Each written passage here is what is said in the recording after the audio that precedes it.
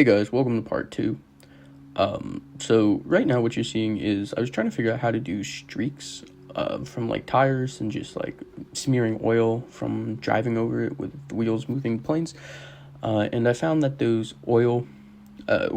these pigments, these weathering pigments from Tamiya, they work great, and I just scrape them along the deck. I think some of them ended up being too long, but other than that, I think it looked good.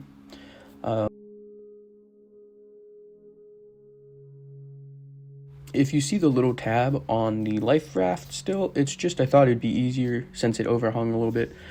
I thought it'd be easier to leave it on so that way it could use gravity to hold it down as it glued, because when I did this kit previously, I remember those being a little bit difficult to do.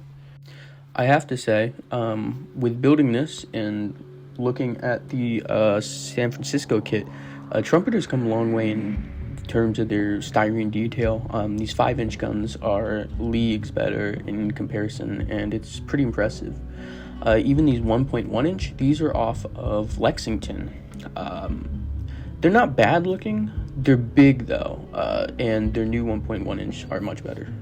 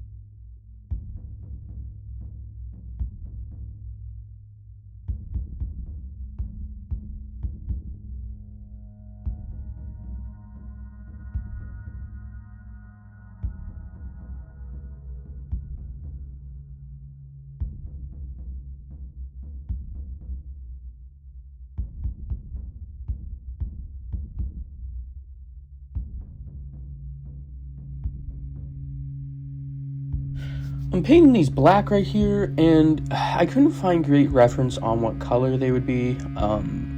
Some the ones that still survive post-war, some were black and some were gray.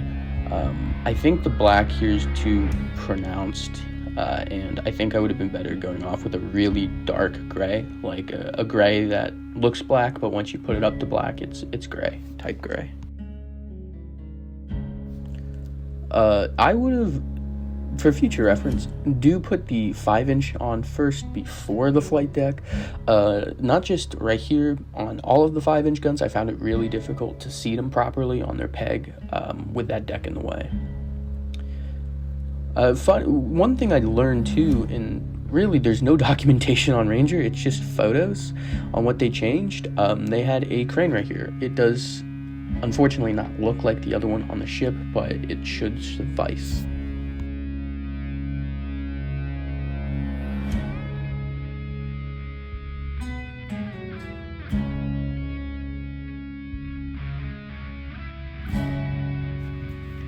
The ship's boats, I think it looks really nice actually when it all comes together. I know probably the captain's gig was eliminated by this point in time.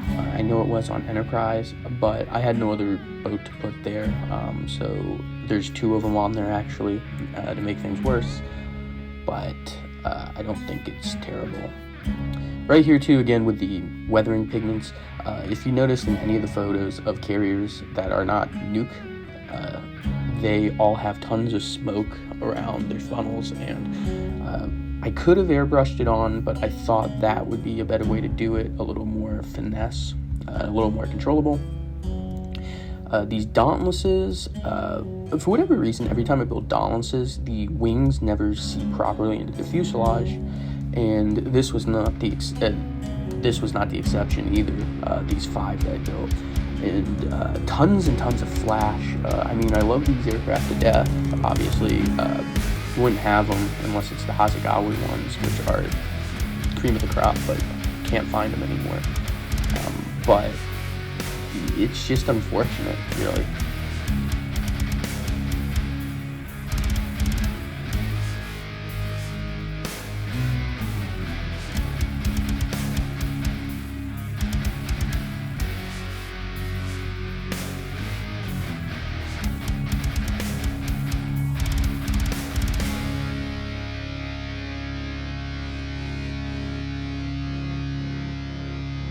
I'm probably the only one bothered by this, but the landing gear on Trumpeter's F4 is less than accurate. I always thought that it made the Wildcats look too tall too. The only ones that I found that the landing gear looks good stock is Hasegawa. Not to bring them up again, I had a few of those for the Gambler Bay, and then I bought their aircraft detail set, and those are immaculate. The landing gear is well out scale, but it's an exact replica, and it looks really good. These are the Tom Model Works ones, and they went on really well. I figured they would have a lot of problems. I would have a lot of problems with the small pieces, but that was not the case. Not super complicated, it's just making sure you get the landing gear bent right.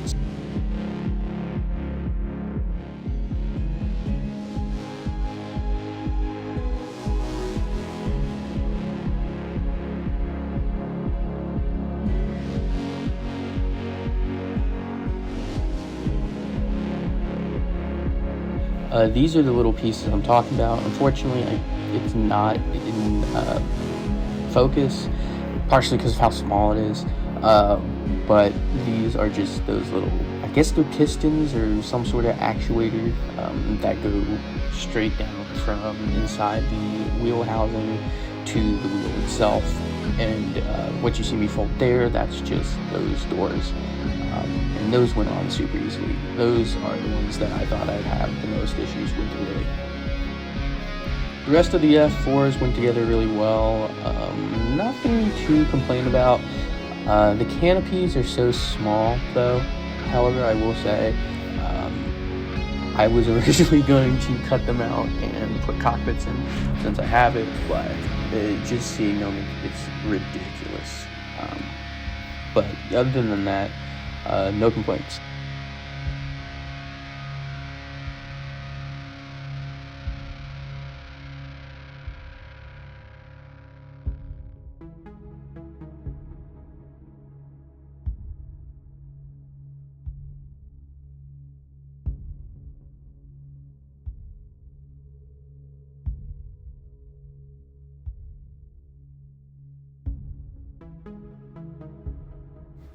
I started off with a black base because I wanted to give these some depth. I found that when I've been working on these aircraft, if I just do the coat, the top coat, it never looks, they look too toyish. And so I thought giving it a black base would help, and it did, but it didn't help as much as I thought it would.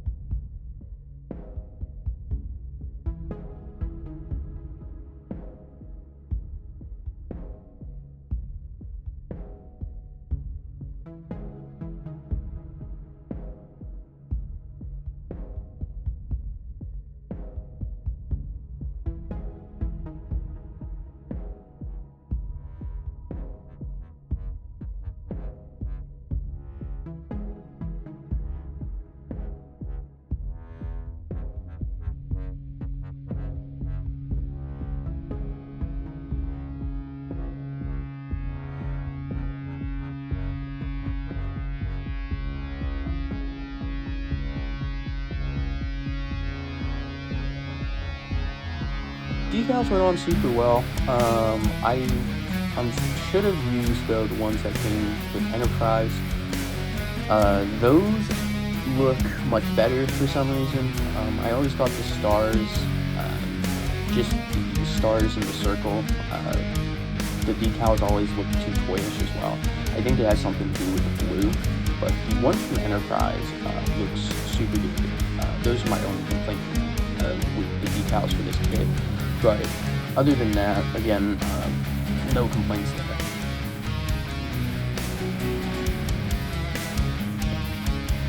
This is a fighter that I found a photo of a few times.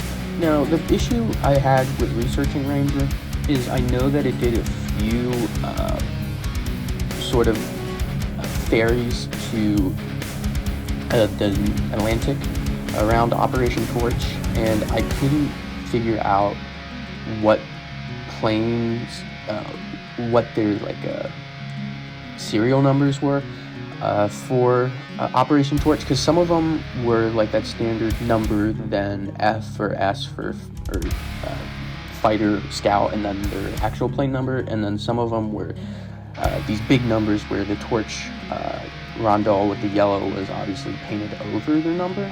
So I'm not sure, so I decided to do a few, or one with big numbers and then two with the standard serial number, for lack of a better word.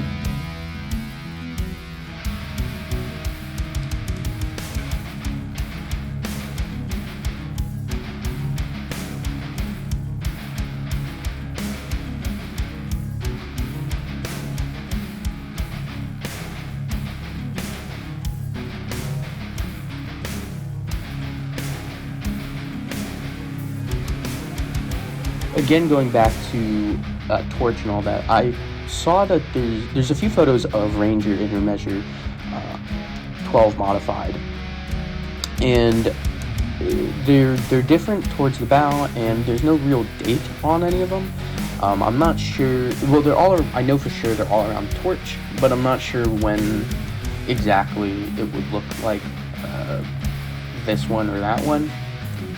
Also, if you take a look, this deck is shiny. For whatever reason, when I sprayed a flat coat, some of it's remained somewhat satin, or semi-gloss even, and others went flat. I'm not sure about that. I gave it a few good coats to see if it could go over and just flatten out. It never did though, so I don't know what to make of that.